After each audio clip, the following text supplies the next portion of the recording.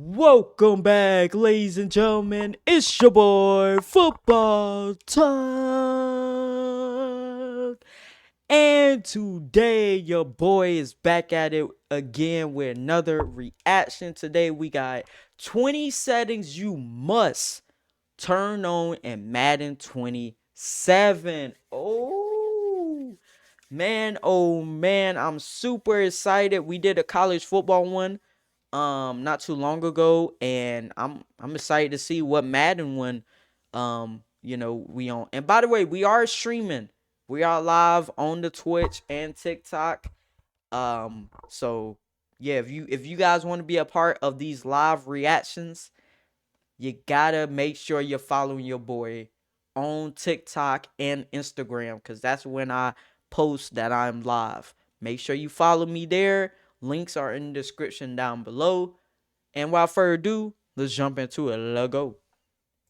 Wrong settings in Madden and it's losing you games. But don't worry, I'm here to help you. We're going to get this situated really quickly. So at the main menu, you go down to this gear icon. We're going to go to edit settings, and this year you can pretty much edit everything you need for the most part in this main menu, which is great. Now we're just going to scroll down and we're just going to go in order. Now the first thing we're going to come up on is coin toss. You want to set this Coin to toss. kick, and for your You second always choice, want to go kick against win. Now why do we set it up like this? Well, you want to kick because you want to get the ball in the second half. That's very important in these games. If you're down multiple scores, you get the ball in the second half, maybe you score quick, you're right back in the game. On the flip side, let's say you're up going into the second half, maybe you're up 7. Now you can slow the game down, milk a little clock, and then even if you only get a field goal, you're up multiple possessions, and that alone is going to make it so much harder for your opponent to come back and win. And the reason you want the against to win for the second choice is if you lose the coin toss, you get to select if you want to go with the win or against it. Going against it means in the fourth quarter, you'll have the wind at your back, so that'll give you a couple extra yards potentially on a long game-winning field goal. Now for kick meter style, you want to use multimeter, especially if you're playing online. This is the one you want to practice with because that's the one you're going to be forced to use. If you're playing offline, then you can use whichever one you want. You can use class. I'm not gonna lie to you. Last year, because this is when they first introduced the multimeter. When I first got Madden 26, I did not know how to use this. Okay? It took me, I don't know how long, probably took me like a couple of weeks to figure out how to make a field goal. And once I figured it out, I'm like, okay, now I got it. And I switched to the classic one. And I thought the classic one, was more familiar, right? So I'll just go with that. The problem with the classic one is making long field goals. I never knew that it was that bad at long field goals until I switched from that to the accuracy one. There's a major difference. There's a major difference, bro. If you're not a long field goal player and you like to stick with the classic style because that's what you're more used to, that's totally fine. But if you're an online player, you're forced to use the accuracy one. And I will just use the accuracy one just in general because they possibly could fade out the classic one and in the next Maddens and stuff. I'm not saying they're going to, but I'd rather be prepared for when they do fade it out instead of relying on that, and then when it's taken out, I don't know how to make field goals. So me personally, I definitely be the accuracy of field goal, and it's much better. Now it's tougher to make actual long field goals with this. It is tougher, but once you get the hang of it, you're gonna be good. I But promise. if you're an online player, definitely get familiar with multimeter. Now we go down to the passing settings, and I'm not going to lie, this one is the most subjective. Now, placement and accuracy, I think, is the consensus best setting. Is it the best for you? That depends. But across the board, at the highest level, this is what most of the higher level. So these are different passing types: placement, placement and accuracy, classic passing, revamp passing. Classic passing was like if you played Madden 2021 and stuff like that, this is classic right here. There's no meters. For some people, they like that. Obviously, it was a lot of opinions on the new meter and stuff like that. And I talked about this, how a lot of people did not listen to what they said, that you can adjust this is not a locked set thing. But the thing with classic passing is that you will notice it's very hard to pass downfield. I don't know, maybe it's because we was used to it in older Maddens, but it feels like, especially in 26, that throwing downfield was like a no-no. You could get it maybe once or twice, but for the most part, your accuracy was terrible. Now, the one that pretty much probably, I say 95%, 99% people play with is the placement and accuracy one. Um placement are for, like, I ain't gonna lie to you. Placement is for like a challenge. Like, if you really want to challenge yourself, you will pick placement. Revamp passing, I haven't really seen. I mean, I've definitely seen some people do the revamp, but I don't think it's probably the least common out of all of these. I think even classic passing might be even more. I could be wrong. Maybe I guess online, maybe online, but I think online does placement accuracy. I'm not sure about that, but yeah, I stick with placement accuracy, or either placement in those are the two I stick with. Players use. Now, if you're using this setting, you want to have your pass lead increase on small, and I personally think reticle speed at 7 is good. Some people bump it up to 10 to 12. I think 7 is where you need to be. That's going to work the best for everybody. Now, some people still love classic passing. Some people swear by this. I think it's outdated. I think before long they'll probably even remove this from the game. You could definitely tell it's outdated. If it's what you feel like you play the best with, then you want to use the setting that you feel the best with here. I do think placement and accuracy is better, but if this is what you're comfortable with, use it if you want to. And then you've got revamp passing. Now, this one's interesting because it does give you more trajectory on the ball. It's a more sim style passing setting, in my opinion. If you're a franchise player offline, you might like this one more because you can put more arc on the ball, drop the ball into the bucket a little bit better. If you're using this, I would leave your pass lead increase on small. I would, however, bump the reticle up to 15 or even max it out at 20. I think for this setting, you want the reticle speed a little bit higher.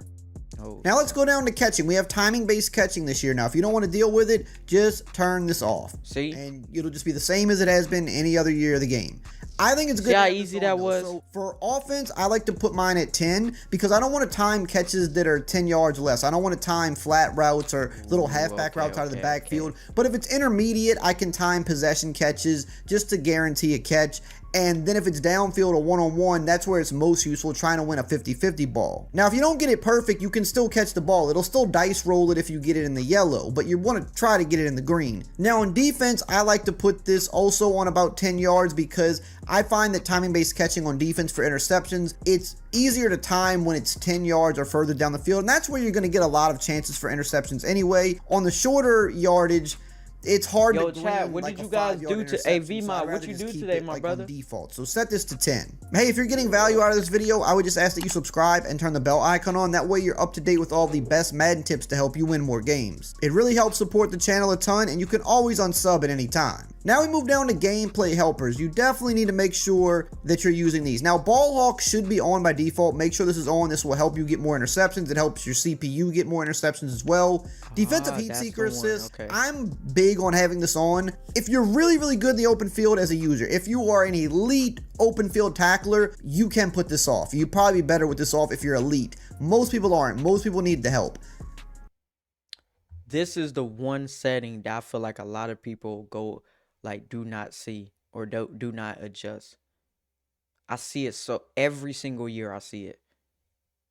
Bro, most of us cannot tackle in the open field. How many times have we switched to defender? The running back or let's say the wide receiver catches the ball or runs the ball, and it's me versus the computer, or it's me versus another player. How many broken tackles have you seen like that?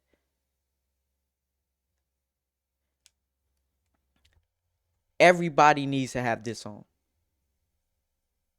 Unless you are one of those pro players that get paid all these and get in these tournaments and all this like that. For us, we need to have this on. This right here might be the most important setting in this whole video. This right here. Hell, I'm guilty of it too, bro. I can miss an open, bro. If it's open field, I'm hoping and praying that I make the tackle, cause I say 8 times out of 10, I'm probably gonna miss it. This right here helps so much, bro. It kind of takes control in a way, like it feels like it. I'm not gonna say it does. It sometimes kind of feels like it takes control to really put your player. Okay, he should be right here in this gap, and he gonna hit that player right here. And I think it's really good, especially CPU when you're playing a franchise mode. Oh my gosh, this right here, bro, will improve your franchise by 10. Your defensive side of the ball, you're not going to have to worry about having to switch on to this player and this player every single time. The CPU will know exactly what it needs to do. This right here is probably the most important setting in the game. This helps steer you towards the ball carrier a little bit more, and it's going to help you make more tackles than with it off, unless, again, you're just elite. And for the window size, I like to bump it up to 200% because give me the most help I can. Open field tackling is very hard if you're not, the top 1% of players. It's going to be challenging, so you want this to help assist you. Switch stick delay, leave this on slight. Even if you don't use the switch stick, I wouldn't turn this to none. I would turn it to slight because sometimes you could accidentally switch stick if the offense snaps the ball and you're trying to make an adjustment. You might accidentally switch to a player, and you don't want that. The slight switch stick delay just gives you a few milliseconds where you have to wait before you can actually switch for the first time, so you won't accidentally get caught out of position. That's a good one. Defensive switch assist, I like to put this to on. This just helps that when you click onto a player, maybe you're going for a pick, it'll keep him running in the direction he was going, at least briefly. So this is a big one too. And just mess it up. And controlled play art is kind of a sneaky one a lot of people don't know about. I would put this on because when you're on defense and you're using a player, it always reminds you what your responsibility is. It shows you exactly where your zone is. It shows you what your run fit is, which means the gap that you need to be watching out if it's a run play. And this kind of just helps assist you with knowing where you got to be. Don't venture too far outside of your area. It's just a good learning tool. Now, if you really want to take your Madden game to the next level and learn from the best, I've partnered with civil.gg. If you're tired of losing to random nonsense online, lose the pin comment below. Now we move over to the accessibility tab in the settings because there's some things in here that you definitely want to mess with as well. Enlarge on-field graphics. This is another sneaky one. This is off by default. I would turn this on if you're someone that has trouble reading the field, right? Trying to find the open receivers because it enlarges their icons and it makes them just impossible. I did not even know this was a thing. This, believe it or not, can help you make reads better if you struggle with that. It's also very good for timing-based catching because the meter is pretty small. This helps enlarge the meter so that it's easier to hit a green window. And then all the way at the bottom, this is another sneaky one. Force off motion blur. I put this on yes. Does this necessarily make the game better? No, but a lot of people feel that the game plays a little smoother and they can make plays easier with this off. It might be a placebo effect. I can be honest with you, I don't know. But a lot of people say that turning this off is for the better, so I turn it off. Also, I don't like how it looks, and a lot of people don't like how it looks anyway, so might as well just turn it off. Moving over to the visual feedback tab, this is another one that I'm very big on, and this is camera toggle. Now, there may be a few people out there that like to use multiple different camera angles during a game. Most of us don't do that though. I like to turn the camera toggle off. And that's because we've all been there where we accidentally change the camera. We change it to a camera that we don't like. Bro, I used to do this so much. And we're all out of whack. I think we do in 26 like that. Never happen. Just make sure that in your settings you have your preferred camera on offense and defense. Most people use standard. I do think some people might use wide. Majority of people use standard. But whatever your camera is that you use, if you're not someone that uses multiple ones during the game, set your camera here, turn your camera toggle off, because even just one play where you accidentally switch to the wrong camera, that could cost you a touchdown, and you don't need that happen. It can. And now it can cost you the game. Over to coaching adjustments. Now, this is new this year. You can set your coaching adjustments adjustments in the main menu setting, and they will carry over game to game, which is great. Now, with coaching adjustments, some of these are situational. You might need to turn them on for one game, turn them off for another game. You may need to turn them on just for a few plays, depending on what your opponent's doing. The ones I'm going to go over here are the ones that you should have set the same every game. So as we scroll down here, we want to first go to auto pass protection. You should put this on base. Empty is also a good base protection if you're facing people that are using a lot of D-line stunts against you, but for the majority of people, base is going to be where you want to be, because all the plays now have different protections. They have built-in slide protections, and that can cause you to get sacked and not understand why. Maybe you're sending your running back out on a route, but he was supposed to protect the backside because the play you picked had the line half sliding to the other side. Just set this to base. This will prevent you from taking unnecessary sacks. Ball carrier, a lot of people like putting this on conservative now. It says it's just for the CPU and it's not for the human. So, kind of take that for what it is. But this does prevent fumbles. So it's kind of subjective, I think. But conservative really could be the way to go here, because with your ball carrier, you could still do juke moves and spin moves, because apparently it doesn't even affect your ball carrier anymore. But let's just say you throw the ball to the receiver and you don't take over for him right away. He gets hit, he fumbles. This could help prevent that. Auto flip defensive play call. This should be on by default. Don't I always have this beginner. Advanced players can turn this off depending on what they're doing on defense. No matter what, I always have this on. The auto flip defensive play call. Offense. So if you've got a slot receiver, your slot cornerback will be lined up with the slot receiver instead of on the opposite side. That's what you want. Cornerback matchups, you have to leave this on balance. I don't care if you want to do it by overall speed. That makes sense. It does. But in this game, sometimes it bugs out. And again, all it takes is one play that it bugs out and your guy is going to the opposite side of the field or the opposite receiver and you give up a touchdown. This is about preventing you from taking unnecessary losses. So leave it unbalanced. It's just going to be the most consistent thing and you're not going to give up dumb touchdowns. Defender aggression, this is a new one that I'm kind of playing around with. I kind of like putting this on aggressive. You can leave it on balance, of course, but aggressive is just going to help you get a little bit better pass rush, help them get off the blocks a little bit better. Yes, they'll get fatigued a little faster, so maybe you do have to rotate some guys there, but I like getting some extra pass rush. So this is one that is one thing you got to remember about gap integrity. However, like I think conservative is really good here because fatigued. You don't want to give up unnecessary runs, and the run is pretty strong in these games lately, so having conservative gap integrity means you might not get the big play and blow it up in the backfield every time, but your defense should play more sound and you shouldn't give up just crazy open holes. These next four are crucial. Please pay attention. Option read key needs to be on conservative. Option pitch key needs to be on aggressive. Conservative will stop read options. If you don't have this on conservative, if someone hits a read option with Lamar Jackson, he could be wide open to the house. Conservative, he'll get hit in the backfield. He'll lose yards. Oh my gosh. So people that like to spam these options and stuff, this is a way to get it. Excuse me. Put it on conservative. I ain't gonna lie to you, the amount of times that this has happened to me where it's a read option and I might tackle the running back and next thing you know the quarterback is out here for a big gainer or a touchdown. This is something I needed right here. This right here is something I needed. And I feel like it's going to help a lot of people out with running quarterbacks. It's a way to and you I'm pretty sure you can also, this also is really good for if they want to scramble like to the outside or like outside contain with the running back and stuff like that.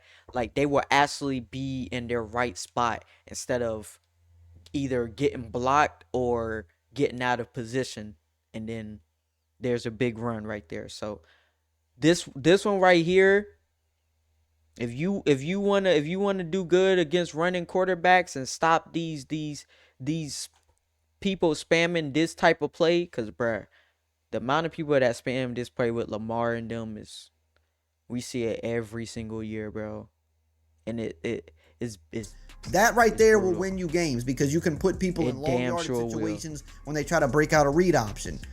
Option pitch on aggressive means they're going to play the pitch man, the halfback, because when people run speed options, they want to pitch the ball. Now, people don't run options in Madden as much as they do in college football, so you don't have to worry about it. College is really where you really need this. And then RPO read and pass key, I like to put these on conservative, so they'll play the passing portion of the RPO better. Because when people run RPOs, 9 times out of 10, they're trying to throw bubble screens, they're trying to throw flat screens. This will help you better defend them. It's not perfect, but it's better than leaving it unbalanced. Strip ball and tackling, you leave this unbalanced. However, if it's late in the game, you're down. You're down 3 points. You're down a touchdown. Your opponent has the ball. It's late in the game. You desperately need to get the ball back. You can, in game, pull up your coaching adjustments. You can click your right stick. You click it in like it's a button and it'll pull it up in game. You can put this on aggressive because it's just going to give you a chance to maybe get some fumbles. Your CPU will go for hit sticks and go for strips. Does it guarantee a fumble? No. But if you're in a situation where you're desperate, anything can help. But don't leave this on. Make sure that after that game's over, you put it back to balance because you don't want it like this all the time because you can get penalties and things like that. Now that you know about the best settings, you're halfway there. Now you need to know about the best plays. No matter what, bro, I always learn something from these best settings, no matter what. No matter how many times, I've seen it.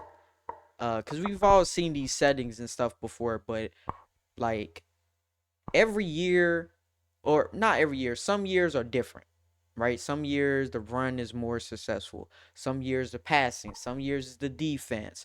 So, getting videos like this is perfect. But I'm gonna go ahead and head out. I appreciate you guys for watching. If you guys made it this far, type in snake in the comments section down below. I love you guys. I'll see you guys in the next reaction.